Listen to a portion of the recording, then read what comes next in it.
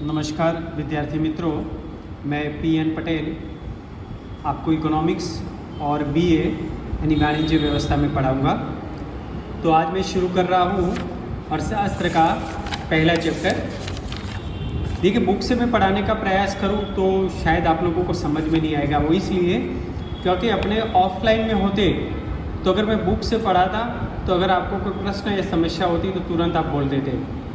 तो मैं आपको अपना जो पैम्पलेट यानी जो बुक्स बनाई है .com पब्लिकेशन में, वो मैंने ही लिखी हुई है और मैं जिस तरह से पढ़ाता हूँ वही लैंग्वेज से मैंने ये बुक तैयार की है। तो उसमें मैंने क्वेश्चन वाइज बनाया है। तो मैं आपको पहला चैप्टर जो शुरू कर रहा हूँ वो चैप्टर का नाम है अर्थशास्त्र में आलेख। अब इसमें मैं आपके पास .com आपको क्लास से मिल जाएगी।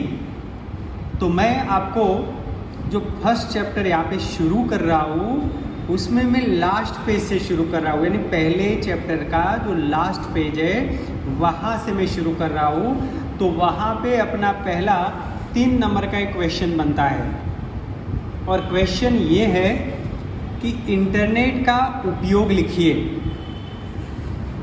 अपने इस चैप्टर में इंटरनेट के बारे में बताया है कि भाई इंटरनेट का उपयोग बताइए।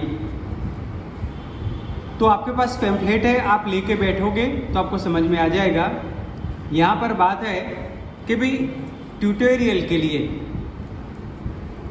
ट्यूटोरियल का मीनिंग क्या होता है कि विविध विषयों में संबंधित मटेरियल पावर पॉइंट प्रेजेंटेशन द्वारा कुछ वेबसाइट पर रखा जाता है और इस मटेरियल को देख सकते हैं और पढ़ भी सकते हैं, जिससे ट्यूटोरियल का उद्देश्य सिद्ध होता है। ट्यूटोरियल का मतलब होता है कि एक ही स्थान पर सभी चीज़ें आपको प्राप्त हो सकती है। तो इंटरनेट आपके लिए क्या साबित होता है? ट्यूटोरियल के रूप में साबित होता है। समझ में आया आपको कि विविध विषयों में संबंधित मटेरियल पावर पॉइंट प्रेजेंटेशन द्वारा कुछ वेबसाइट पर रखा जाता है और इस मटेरियल को देख सकते हैं और पढ़ भी सकते हैं, जिससे ये इंटरनेट अपने लिए क्या बनता है? ट्यूटोरियल का उद्देश्य सिद्ध होता है। सेकंड पॉइंट है त्वरित शिक्षा और जानकारी के लिए। कुछ शैक्षणिक संस्थाएं और यूनिवर्सिटियां विशेषज्ञों के भाषण और उनके वीडियो ओपन एक्स लिंक पर रखते हैं। ऐसी वेबसाइट के द्वारा विविध विषय का ज्ञान और जानकारी प्राप्त होती है। जैसे कि कुछ कॉलेजें होती है, कुछ शैक्षणिक संस्थाएं होती है, वो अपने विशेषज्ञ होते हैं। विशेषज्ञ का मीनिंग होता है निष्णात होता है। ये निष्णात जो लोग होते हैं उनके द्वारा जो वीडियो तैयार होते हैं वो वीडियो को वेबसाइट पे रखा जाता है, जिससे अपने को ज्ञान और जानकारी प्राप्त होती है। जैसे कि अपने YouTube पर बहुत सारे विशेषज्ञों के वीडियो देखते हैं। जैसे कि वो मेमोरी पावर के लिए भी कुछ लोग वीडियो बनाते हैं, कुछ लोग विशेषज्ञ निष्णात लोग बनाते हैं। ऐसे लोगों के वीडियो भी रखे जाते हैं। बड़े बड़े अभी जो ऑनलाइन शिक्षण है तो उसमें भी यानी बहुत सारी स्कूल है, कॉलेज है, वो अपनी वेबसाइट बनाते हैं और टीचर्स प्रोफेसरों के वीडियो बनाकर फिर वो नहीं रखा जाता है, जिससे अपने को ज्ञान और जानकारी प्राप्त होती है। तीसरा पॉइंट है पढ़ने योग्य सामग्री।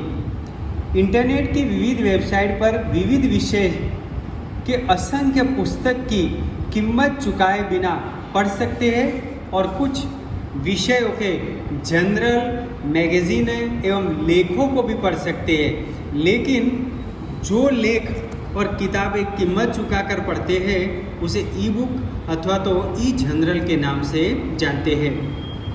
इंटरनेट के माध्यम से आप बहुत सारी जो बुकें होती है वो बुक आप यानी बिना कीमत चुकाए बिना आप पढ़ सकते हैं और इससे क्या कहा जाता है? ई बुक अथवा तो ई जनरल के रूप में जाना जाता है। चौथा पॉइंट है विविध जानकारी। विविध जानकारी प्राप्त करने के लिए किसी भी विषय संबंधी जानकारी सर्च करके प्राप्त कर सकते हैं। जैसे कि अर्थशास्त्र में डिग्री देने वाली कॉलेज और यूनिवर्सिटियों का प्रवेश पद्धति एवं अन्य जानकारी इंटरनेट पर सर्च करके प्राप्त कर सकते हैं। जैसे कि आपको 12वीं के बाद कहीं एडमिशन लेना हो कॉलेज में या कहीं एडमिशन लेना हो आपको, तो ऐसे समय पर आप इंटरनेट पे सर्च करोगे तो जो भी कॉलेज के बारे में आप सर्च करोगे वो कॉलेज से संबंधित आपको तमाम जानकारी मिल जाएगी। उसका एडमिशन फॉर्म कैसे भरना है, उसमें कौन कौन से वहाँ पे नहीं विषय चलते हैं, इसमें कितनी फीस होती है, उसके एग्ज़ाम किस तरीके की होती है, वो कहाँ पे संस्था है, उसकी तमाम जानकारी आपको प्राप्त हो सकती है। 5वां पॉइंट है अन्य जानकारी प्राप्त करने।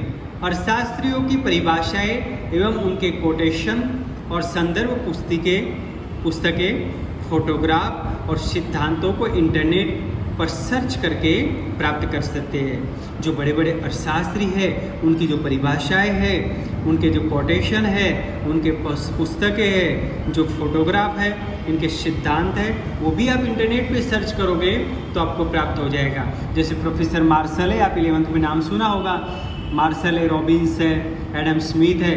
अगर ये सब जो अर्थशास्त्री हो गए उनकी परिभाषाएं अगर आपको जाननी हो, इनके कोटेशन जानना हो, इन्होंने जो जो संदर्भ पुस्तकें लिखे हैं, किताबें लिखी है, उनके उसमें जो फोटोग्राफ्स है, उनके जो सिद्धांत है, अगर वो आप इंटरनेट पे सर्च करोगे तो आपको वो जानकारी प्राप्त हो जाएगी।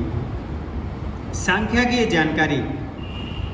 इंटरनेट के द्वारा हम विश्वसनीय स्रोतों से संबंधित आंकड़ा की जानकारी भी प्राप्त कर सकते हैं। उदाहरण के बैंकों से संबंधित जानकारी आरबीआई की वेबसाइट से प्राप्त कर सकते हैं। जैसे कि अगर आप बैंकों से संबंधित जानकारी प्राप्त करनी हो तो रिजर्व बैंक की जो वेबसाइट है वो आप सर्च करोगे तो उस पर से आपको देश में कितनी बैंकें हैं, आरबीआई के संपर्क में कितनी बैंकें हैं, सहकारी बैंकें कितनी हैं, बैंकों में कुल कितनी जमा राशि है, बैंकों का ब्याज का दर कितना है, वो तमाम जानकारी आपको इंटरनेट के द्वारा प्राप्त हो सकती है। तो अपना यह फर्स्ट क्वेश्चन था, बहुत सामान्य क्वेश्चन है, सरल क्वेश्चन है। क्वेश्चन था अपना इंटरनेट का उपयोग लिखिए। तो इंटरनेट के उपयोग में आपको पहले क्या लिखना है, एक ट्यूटोरियल के रूप में। दूसरा जो पॉइंट है वो है त्वरित शिक्षा और जानकारी प्राप्त करने के लिए। और तीसरा पॉइंट है पढ़ने योग्य सामग्री प्राप्त करने के लिए। फिर जो चौथा पॉइंट है वो है विविध जानकारी प्राप्त करने के लिए। 5वां पॉइंट है अन्य जानकारी प्राप्त करने और सांख्यिकीय जानकारी प्राप्त करने। बहुत इजी तरीका है ये। कोई आप तो पूरे दिन मोबाइल में आप लगे रहते हो तो आप इंटरनेट का क्या क्या उपयोग कर सकते हो वो आपको मालूम ही है। सिर्फ ये बात यहाँ पर ये है कि भाई अर्थशास्त्र में कहाँ पे उपयोगी है, बस ये बात यहाँ पे बताइए। अब अपना जो अगला क्वेश्चन है वो है 3 मार्क्स का। वो क्वेश्चन मैं आपके आगे शुरू कर रहा हूँ, 3 नंबर का क्वेश्चन। तो वो क्वेश्चन अपना ये है कि अर्थशास्त्र में आलेख और आकृति का महत्व बताइए। अर्थशास्त्र में आलेख और आकृति का महत्व बताइए। तो फर्स्ट पॉइंट है सरल प्रस्तुति। पहला पॉइंट है अपना सरल प्रस्तुति। सरल प्रस्तुति में देखिए कि सामान्य रूप से अर्थशास्त्र में कठिन एवं अटपटे लगने वाली जानकारी को आलेख एवं आकृति के द्वारा सरलता से प्रस्तुत कर सकते हैं। जैसे अर्थशास्त्र में कुछ कठिन बातें होती है, जो अटपटी बातें होती है, उनको आलेख और आकृति के द्वारा सरलता से प्रस्तुत कर सकते हैं। जैसे कि आपने 11th में पढ़ चुके हैं, मांग का नियम है, पूर्ति का नियम है, मांग में विस्तार संकुचन है। ये सब चीज़ों को अगर बोल के समझाया जाए तो समझ में नहीं आएगा, पर अगर यही चीज़ों को आकृति बनाकर समझाया जाए या आलेख बना के समझाया जाए तो बिल्कुल सरलता से समझ में आता है। अगर छोटा बच्चा है, अब छोटे बच्चे को नॉलेज ना और उसको पेड़ के बारे में तुम जानकारी देने बैठोगे, पेड़ ऐसा होता है, ये होता है, वो होता है, उसको समझ में नहीं आएगा। पर अगर वही चीज़ को अगर तुम चित्र बनाओ, आकृति बनाओ और फिर बताओ कि भाई ये पेड़ है, इसकी ये शाखाएँ हैं, इसका ये पत्ते हैं, ये इसके फल है, ये इसके फूल हैं, ये सब चीज़ें बताओगे तो बहुत आसान तरीके से समझ जाएगा। इसी तरह जैसे कोई देश में जनसंख्या बढ़ रही है, अब वो जनसंख्या बढ़ रही है, अगर वो आप आंकड़ों में बताते रहोगे तो समझ में नहीं आएगा। पर अगर उसका आपने स्तंभ आलेख बनाया कि भाई 61 में इतनी संख्या थी, 71 में इतनी संख्या थी, 81 में संख्या इतनी थी, 91 में इतनी संख्या थी, इस तरह से तुम संख्या बताते रहोगे और आलेख बनाओगे तो कोई भी सामान्य व्यक्ति भी बहुत सरलता से उसको समझ सकता है। तो इतना तो आपको समझ आ ही गया होगा। दूसरा पॉइंट है अर्थशास्त्र में के रुझानों को जानकारी।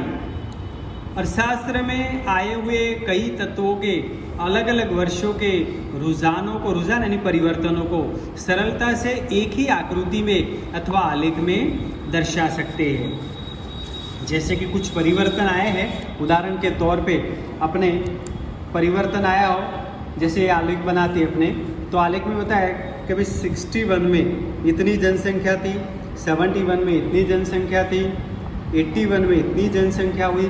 तो एक ही आलेख के अंदर आप सभी रुझानों को समझा सकते हैं। तीसरा पॉइंट है परिवर्तनों को समझने के लिए अर्थतंत्र में विविध क्षेत्र में आए हुए परिवर्तनों को आलेख एवं आकृति के द्वारा सरलता से समझ सकते हैं। जैसे कि स्वतंत्रता के बाद कृषि क्षेत्र में कितना परिवर्तन आया, औद्योगिक क्षेत्र में कितना परिवर्तन आया। अब ये जो परिवर्तन है वो परिवर्तनों को आलेख और आकृति के द्वारा आप सरलता से समझा सकते हो। आप जो परिवर्तन आया है, जैसे कि उदाहरण के तौर पे आप यानी कि वृत्तांश आलेख बनाओ। वृत्तांश आलेख तो आपको मालूम है ऐसे राउंड बनाया जाता है, आपने 11th में बनाया है। फिर जैसे कृषि क्षेत्र में इतना उत्पादन हुआ, औद्योगिक क्षेत्र में इतना उत्पादन हुआ, सेवा क्षेत्र में इतना उत्पादन हुआ। तो ये जो यानी परिवर्तन आए हैं वो परिवर्तनों को आप वृत्तांश आकृति के द्वारा सरलता से समझा सकते हैं। चौथा पॉइंट है तुलना करने के लिए। अर्थशास्त्र में कुछ तत्वों में जैसे समय, स्थान, क्षेत्र इत्यादि के बीच तुलना करने के लिए भी आलेख एवं आकृति उपयोगी है। समय की बात करें तो जैसे कि भाई 71 में भाव वृद्धि कितनी थी, 81 में भाव वृद्धि कितनी हुई, 91 में कितनी हुई, तो ये तुलना करने के लिए भी आलेख उपयोगी है। दूसरी बात है स्थान। स्थान की बात करें तो अमेरिका में रोजगार का प्रमाण कितना है, भारत में रोजगार का प्रमाण कितना है, चीन में रोजगार का प्रमाण कितना है। तो ये स्थान जो है वो स्थानों की तुलना करने के लिए आलेख बना सकते हो। जैसे कि सामान्य रूप से अपने स्तंभ आलेख बनाते हैं, तो स्तंभ आलेख में आपने बताया कि भाई ये अमेरिका में बेरोजगारी इतनी है, भारत में इतनी रोजगारी है और चीन में इतनी रोजगारी है। आप सरलता से इजी तरीके से आप बता सकते हैं। क्षेत्र की बात करें तो कृषि क्षेत्र में कितना परिवर्तन आया, औद्योगिक क्षेत्र में कितना परिवर्तन आया, सेवा क्षेत्र में कितना परिवर्तन आया, उनके बीच जो तुलना करनी हो तो तुलना करने के लिए भी आलेख और आकृति उपयोगी है। पांचवा पॉइंट है अर्थशास्त्र के सिद्धांतों को समझने के लिए अर्थशास्त्र के कठिन सिद्धांतों आलेख एवं आकृति के द्वारा सरलता से समझा जा सकता है। जैसे कुछ कठिन सिद्धांत होते हैं, मांग में विस्तार संकुचन, पूर्ति में विस्तार संकुचन, ये सब मुद्दे जो होते हैं वो थोड़े कठिन होते हैं। वो कठिन शब्दों को अगर आप खाली बोलते रहोगे तो सामने वाले को समझ नहीं आता है, पर अगर आप उस चीज़ को आलेख के द्वारा और आकृति के द्वारा आप समझाओ तो सामान्य रूप से तो सामने वाला व्यक्ति बहुत इजी तरीके से उसको समझ सकता है। तो दूसरा क्वेश्चन अपना यहाँ पे पूरा हो रहा है और दूसरा क्वेश्चन अपना ये था अर्थशास्त्र में आलेख और आकृति का महत्व समझाइए। आपके पास .com होगी, किताब भी होगी, तो अगर आपको यहाँ बराबर नहीं दिख रहा है तो आप मैं जो समझा रहा हूँ वो आप लेके लगा लेना ईयरफोन, वो सुनते रहना और किताब में ये जो क्वेश्चन है कि अर्थशास्त्र में आलेख और आकृति का महत्व, वो आप सुनते रहना और वो समझते रहना, तो आपको बहुत इजी तरीके से समझ में आ जाएगा। तो एक बार फिर से बता रहा हूँ कि भाई अर्थशास्त्र में आलेख और आकृति का महत्व बताइए, 3 मार्क्स का क्वेश्चन है। तो सामान्य रूप से जो अर्थशास्त्र में कठिन और अटपटी बातें लगती है वो जानकारी आकृति और आलेख के द्वारा सरलता से प्रस्तुत कर सकते हैं। अर्थशास्त्र के जो परिवर्तन आते हैं वो परिवर्तनों को आकृति और आलेख के द्वारा सरलता से दर्शा सकते हैं। अर्थतंत्र में विविध क्षेत्रों में जैसे परिवर्तन आते हैं वो परिवर्तनों को भी आलेख और आकृति के द्वारा सरलता से बता सकते हैं। तुलना करने के लिए जैसे कि समय है, स्थान है, क्षेत्र है इत्यादि के भी तुलना करने के लिए भी आलेख और आकृति उपयोगी है। इसके अलावा अर्थशास्त्र के कुछ कठिन सिद्धांत होते हैं, वो सिद्धांतों को भी सरलता से समझाने के लिए आलेख एवं आकृति बहुत ही सरलता से समझ में आती है। तो ये अपना यहाँ पे क्वेश्चन पूरा हुआ तो आपको मैंने यहाँ पे 2 क्वेश्चन समझाए। पहला क्वेश्चन ये था अपना, और शास्त्र में इंटरनेट का उपयोग लिखिए, 3 मार्क्स का क्वेश्चन है। और दूसरा जो क्वेश्चन मैंने आपको बताया और वो था कि भाई अर्थशास्त्र में आलेख और आकृति का महत्व समझाइए। धन्यवाद।